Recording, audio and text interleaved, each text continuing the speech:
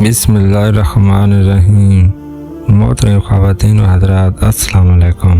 قصے اور واقعات کے سفر میں ایک بار پھر خوش آمدید۔ محترم ناظرین کرام، یہ جو واقعہ آپ کی سماعتوں کی نظر کرنے جا رہا ہوں، یہ واقعہ حضرت غوث علی شاہ پانی پتی رحمۃ اللہ علیہ کا ہے۔ ایک دفعہ کا ذکر ہے کہ حضرت غوث علی شاہ نے ایک چمار کے لڑکے سے پوچھا کہ تم روزانہ کہاں جاتے ہو اور سارا دن کیا کرتے رہتے ہو، کیونکہ حضرت غوث علی شاہ رحمۃ اللہ علیہ کو اس چمار کے لڑکے کی حرکتیں کچھ مشکوک لگ رہی تھیں۔ اس لیے آپ نے اس سے پوچھا کہ آج کل تم کیا کرتے رہتے ہو؟ تو اس لڑکے نے جواب دیا کہ میں جہاں بھی جاتا ہوں یا جو کچھ بھی کہتا ہوں، ایک دن اس کے متعلق ہر کسی کو معلوم ہو جائے گا۔ تو آپ رحمۃ اللہ علیہ نے کہا کہ اس میں ایسی کیا رازداری کی بات ہے؟ تو چمار کے لڑکے نے کہا میں نے کہہ جو دیا کہ یہ بات زیادہ دیر رات نہیں رہے گی۔ آپ رحمۃ اللہ علیہ نے فرمایا کیا تم یہ چاہتے ہو کہ یہ راز میں اپنی کوشش سے معلوم کر لوں؟ تو جب آپ رحمۃ اللہ علیہ نے یہ بات کی تو آخرکار چمار کے لڑکے نے ہار مان لی اور سارا ماجرا سنانے لگا۔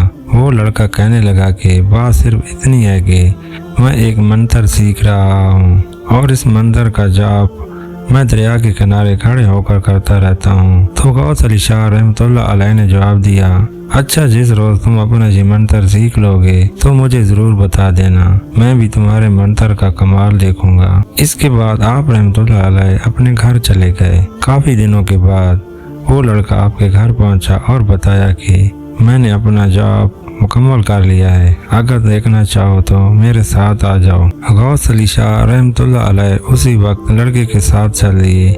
لڑکے نے دریا کے کنارے پہنچ کر چاول پکائے اور پھر ایک بکرے کو قربان کیا۔ پھر پوجا کرنے کے بعد منتر پڑھنا شروع کر دیا۔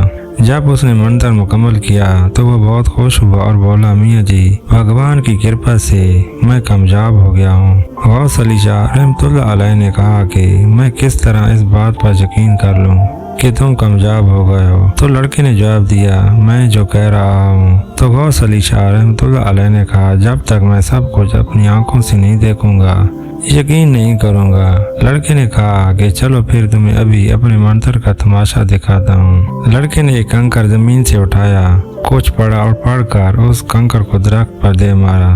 جیسے ہی اس نے درخت کو کنکر مارا تو درخت کو فوراً آگ لگ گئی اور دیکھتے ہی دیکھتے وہ راکھ ہو گیا۔ غوث علی شاہ رحمۃ اللہ علیہ نے کہا کہ کیا تم کسی آدمی کو بھی راکھ کر سکتے ہو؟ تو لڑکے نے جواب دیا کیوں نہیں، میں ہر چیز کو جس کی وجہ سے وہ محفوظ رہے۔ مگر غوث علی شاہ رحمۃ اللہ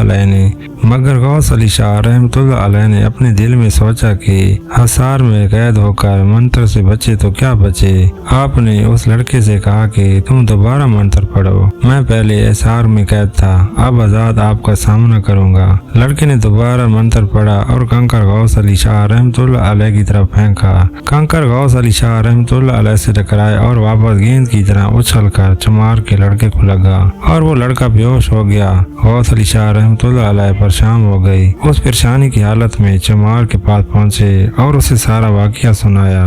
چمار بیچارہ بھاگم بھاگ وہاں پہنچا۔ اس کا لڑکا اوندے منہ زمین پر پڑا تھا اور اس کے منہ سے خون جاری تھا۔ چمار لڑکے کو اٹھا کر سیدھا غوث علی شاہ کے نانا کے پاس شکایت لے کر گیا۔ آپ کے نانا نے جب سارا ماجرا سنا تو غوث علی شاہ رحمۃ اللہ علیہ کو فوراً طلب کیا اور ان سے کہا کہ غوث علی میں کیا سن رہا ہوں؟ تو غوث علی نے جواب دیا نانا جان، آپ نے جو سنا ہے وہ بالکل درست سنا ہے۔ یہ لڑکا اپنی قوت اور طاقت مجھ پر آزما رہا تھا، جبکہ میں بھی اس کے مقابلے میں اپنی قوت آزما رہا تھا، لیکن یہ لڑکا قوت کے لحاظ سے مجھ سے کمزور تھا، لہذا یہ میری قوت کا مقابلہ نہ کر سکا اور بے ہوش ہو گیا۔ اس میں میری کوئی دوش نہیں ہے۔ یہ سن کر آپ کے نانا نے غوث علی شاہ رحمۃ اللہ علیہ کو کئی تماچے رسید کیے اور کہا تو نے شیخ عبد القادر جیلانی رحمۃ اللہ علیہ کو کوئی معمولی ہستی سمجھ رکھا ہے اور وہ تیری کہاں مدد کرتے رہیں گے۔ اس کے بعد انہوں نے سورت مزمل پڑھنا شروع کر دی اور چمار کے لڑکے پر دم کرتے جاتے۔ یہ عمل کافی دن تک جاری رہا، تب کہیں جا کر وہ لڑکا درست ہوا اور آہستہ آہستہ بالکل اچھا ہو گیا۔ تو محترم ناظرین کرام،